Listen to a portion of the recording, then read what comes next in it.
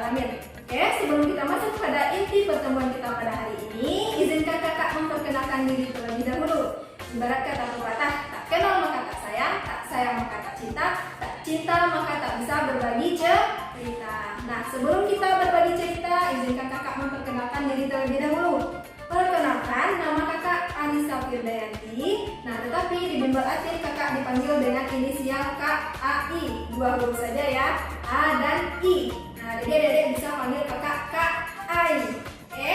Nah, kakak di bimbel akhir mengajar bidang studi sosiologi. Oke, cukup sekian perkenalan dari kakak. Nah, kita akan langsung masuk pada inti dari pertemuan kita hari ini. Inti dari pertemuan kita hari ini adalah materi mengenai perubahan sosial. Perubahan sosial ini merupakan materi kelas 12. Nah, ini merupakan KD pertama di semester 1. Oke, pada materi perubahan sosial kali ini dan pertemuan kali ini kita akan membahas 3 indikator. Yang pertama itu kita akan bahas mengenai pengertian dari perubahan sosial. Yang kedua, ciri-ciri atau karakteristik dari perubahan sosial. Dan yang ketiga yaitu kecenderungan masyarakat terhadap perubahan sosial. Oke, sebelum kakak masuk pada inti pembahasan kita hari ini, kakak cek fokus adik-adik dulu ya. Kalau kakak bilang hai, adik-adik jawabnya halo. Kalau kakak bilang halo, adik-adik jawabnya hai. Oke, bisa kita mulai? Bisa kita cobakan? Oke, kita cobakan ya. Hai. Halo. Halo. Hai. Hai, hai, halo. Halo, halo, hai. Halo, halo, hai. Hai, halo, hai. Oke, terima kasih adik-adik. Berarti adik-adik udah fokus sekarang untuk mendengarkan kakak pada pertemuan kali ini. Oke, baik adik-adik semua. Langsung saja kita masuk kepada pembahasan kita yang pertama, yaitu definisi perubahan sosial. Nah, sebelum kakak lanjut mengenai materi definisi perubahan sosial, kakak mau tanya dulu sama adik-adik semua. Kalau kita mendengar kata perubahan, kondisi seperti apa yang kita bayangkan? Atau situasi seperti apa yang kita bayangkan? Tentu kita akan membayangkan 2 kondisi, yaitu kondisi sebelum terjadinya perubahan dan sesudah terjadi perubahan. Oke, misalkan kita contohkan petani dalam mengolah lahan. Nah, sebelum mereka mengenal teknologi mesin, mereka mengolah lahan menggunakan apa? Tenaga hewan. Nah, setelah mereka mengenal adanya mesin, mereka mengolah lahan menggunakan mesin traktor. Oke, itu adalah bentuk sederhana, contoh sederhana dari perubahan sosial yang pernah kita alami dalam kehidupan sehari-hari atau yang pernah kita temui dalam kehidupan sehari-hari. Oke, dari contoh itu sebenarnya apa sih itu perubahan sosial?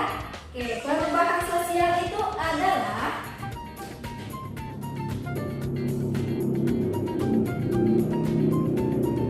perubahan yang terjadi pada dari contoh yang kakak paparkan tadi dapat kita tarik kesimpulan bahwa perubahan sosial itu adalah perubahan yang terjadi pada lembaga kemasyarakatan yang di dalamnya mempengaruhi ada sistem nilai, kemudian sikap, dan pola hubungan antar kelompok di dalam masyarakat. Nah, jadi itu yang dimaksud dengan perubahan sosial. Tadi kita udah bahas mengenai definisi perubahan sosial. Sekarang kita masuk lagi indikator yang kedua, yaitu mengenai ciri-ciri dari perubahan sosial. Nah, ciri-ciri dari perubahan sosial itu ada 5. 1, 2, 3, 4, dan 5. Nah, sekarang kita akan bahas secara satu persatu. Yang pertama, setiap masyarakat pasti mengalami perubahan. Tidak ada masyarakat yang tidak berubah. Setiap masyarakat pasti mengalami perubahan, baik secara cepat maupun secara lambat. Lanjut, yang kedua, perubahan pada satu lembaga kemasyarakatan akan diikuti oleh lembaga lainnya. Nah, ini seperti mata rantai yang tidak akan pernah terputus. Ketiga, yaitu perubahan secara cepat dapat menimbulkan disorganisasi atau perpecahan.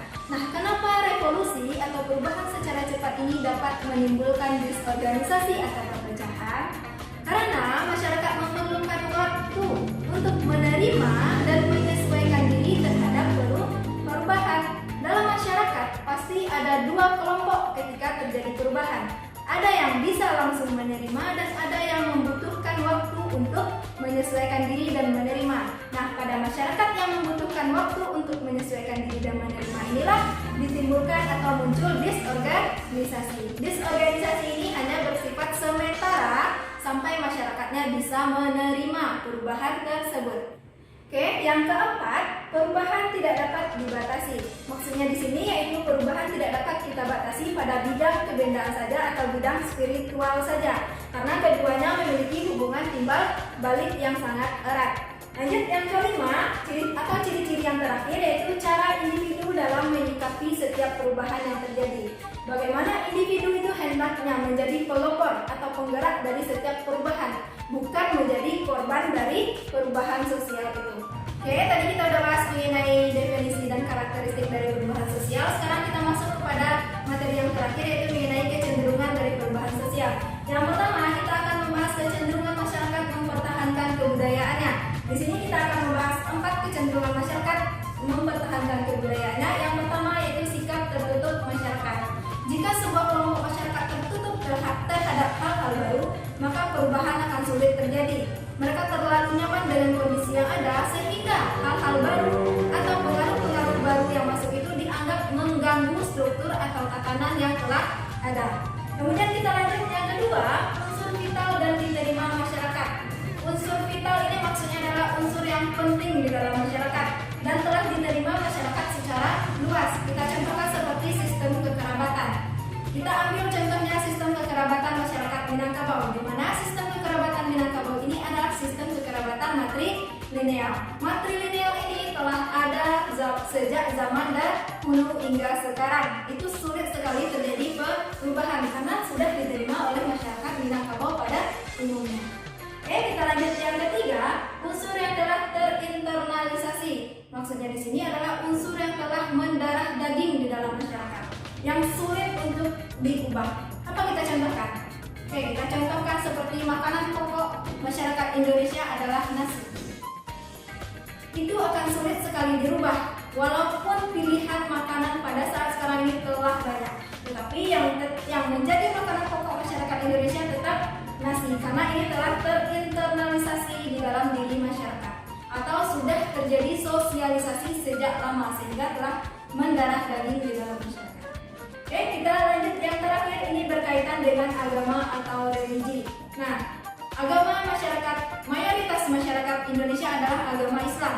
Tapi sebelumnya masyarakat Indonesia itu menganut agama Hindu. Dalam agama Hindu ini banyak sekali kebiasaan-kebiasaannya, seperti ada acara selamatan 3 hari, 7 hari, 14 hari, dan seterusnya. Nah, sekarang pada zaman sekarang ini itu juga diterapkan oleh masyarakat yang menganut agama Islam. Nah, kebiasaan ini telah dilakukan secara terus-menerus. Jika mereka meninggalkan kebiasaan ini, maka mereka dianggap berdosa.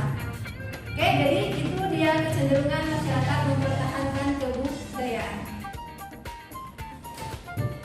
Oke, tadi kita udah bahas mengenai kecenderungan masyarakat untuk mempertahankan kebudayaannya. Nah, sekarang kita akan membahas kecenderungan masyarakat untuk berubah. Ini adalah poin yang terakhir pada pembahasan kita hari ini ya. Oke, kita akan masuk yang pertama, yaitu sikap terbuka masyarakat. Sikap masyarakat yang terbuka terhadap hal-hal yang baru itu akan memudahkan terjadinya perubahan. Lanjut, yang kedua yaitu rasa tidak puas masyarakat.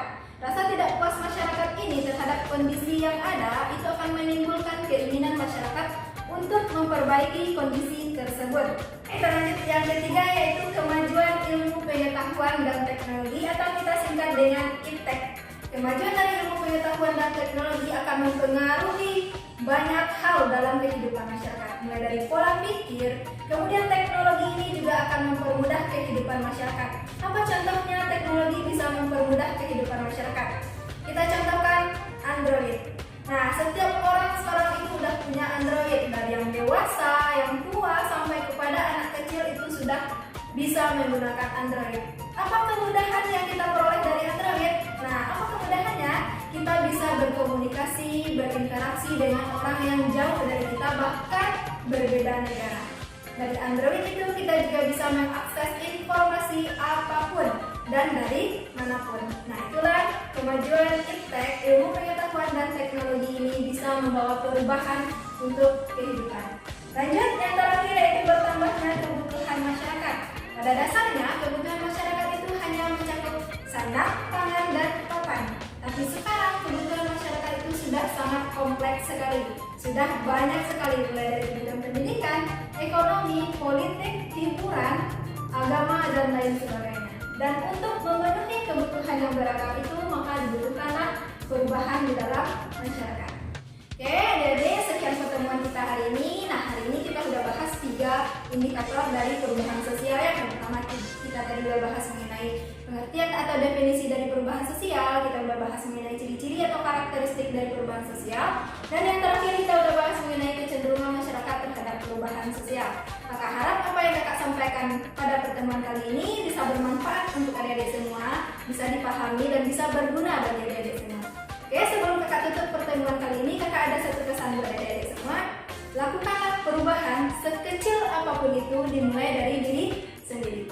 Oke, cukup sekian pertemuan kita kali ini. Salah dan jangan kakak mohon maaf. Assalamualaikum warahmatullahi wabarakatuh.